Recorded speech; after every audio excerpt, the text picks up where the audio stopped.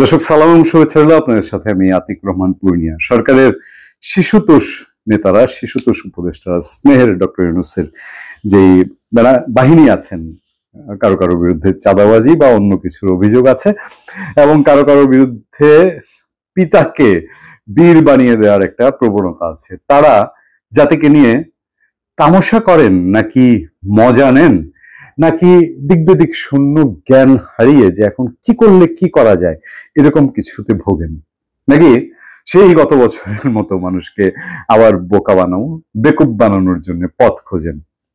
এই যে Facebook post, এইসব পোস্ট শুধু শিশুতোষ উপদেষ্টা না, বুড়ো উপদেষ্টা যারা আছেন, ডাকসাইট উপদেষ্টা তারাও করেন। ডক্টর আসিফ নজরুল করেন, আর মাহফুজ তারা তো করেনি, নাহিদও করেন, সার্জিস করেন, এবং মাঝে মধ্যেই তামাশায় পরিণত হয়।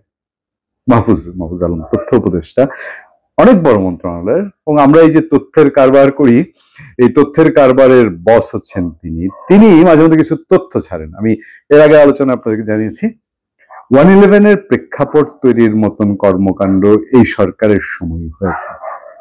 এর আগের সরকারের সময় যা হয়েছে সেটা গণ অভ্যুত্থান অনিবার্য হয়ে পড়েছিল, সে গণ অভ্যুত্থান হয়েছে, মানুষ নাবিশ্বাস হয়ে উঠেছিল। কিন্তু এই সরকার এটা 111 বলতে, থার্ড ফোর্স বলতে আপনি সেনাবাহিনী ইন্টারফেয়ার মনে করলে এটা আপনার বিবেচনা, অন্য আরো যে কোনো কিছুই হতে পারে। এইটার দায় দায়িত্ব এই সরকারের উপরে বর্তাবে। কিন্তু হঠাৎ করে এই হাইপটা তুলে দেয়া, খুবই গোপনীয়তার সাথে, সাবধানতার সাথে যে জুলাই সনদ ঘোষণা করতে যাচ্ছে, তার আগের দিন সন্ধ্যায় সবাইকে ফেসবুকের মাধ্যমে অন্যদিকে নজর দেয়া। তাদের পলিটিক্স সবটাই ফেসবুক নির্ভর। শহীদ মিনারে তাদের ডাকে এই জুলাই ইশতেহার বলেন আর যা বলেন, কতজন মানুষের উপস্থিত হয়েছে তারা নিজেরাও দেখেছেন। আমি জানি না আড়ালে তারা কান্নাকাটি করেছেন কিনা, হতাশায় ভুগেছেন কিনা। তো সেই সব দেখে তার কি মনে হয়েছে যে একটু কিছু দুষ্টমি করে, আমাদের রাজনীতি তো ফেসবুক ভিত্তিক, অনলাইন প্ল্যাটফর্ম ভিত্তিক, তিনি একটা পোস্ট ছেড়ে দিলেন যে 111 এর পদধ্বনি। তার কিছুক্ষণ পর খুবই বিএনপির শিয়ানা মানুষ, এখন যিনি প্রায় মুখপাত্র হিসেবে সবচেয়ে আগে থাকেন, স্থায়ী কমিটির সদস্য সালাউদ্দিন আহমেদ বললেন শুধু একটা কথাই, ওনারা তো আবার এগুলো ডিলিটও করেন। তাই হলো, তারপর আপডেট করলেন সেই পোস্টটা যে পদধ্বনি শুনছেন, এটা আবার জুলাই প্রতিরোধ নাকি করবে।